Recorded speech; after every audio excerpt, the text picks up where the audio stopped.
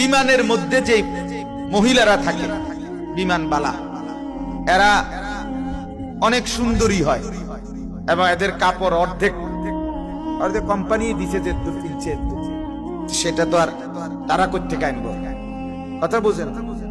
এই জন্য অর্ধেক। হ্যাঁ, তো কোম্পানির হয়তো আরো খরচ আছে, সব মিলাইয়া কাপড়ের বরাদ্দ দূর দিছে, দূর কিনছে। তো এই অল্প অল্প কাপড় পরে এরা আপনার এই খেদমত করে, মানে অর্থাৎ বিমানে সেবা করে।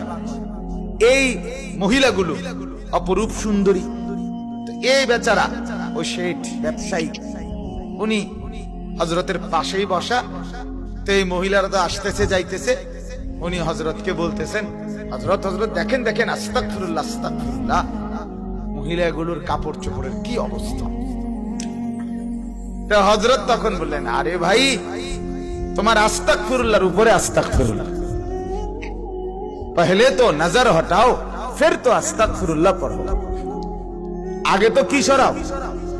নজর সরাও। তুমি যে আস্তা বাড়ির দিকে ছাইয়া রইছো, ছাইয়া ছাইয়া কয় আস্তাগফিরুল্লাহ আস্তাগফিরুল্লাহ, দেখছেন নি কারবার?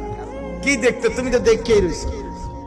তাহলে এইটারই আস্তাগফিরুল্লাহ কোন? আগে তো চেহারা সরাও, আগে মহিলার থেকে নজর নামাও, ফের পড়ো আস্তাগফিরুল্লাহ, এরপরে পড়ো তুমি কি আস্তাগফিরুল্লাহ।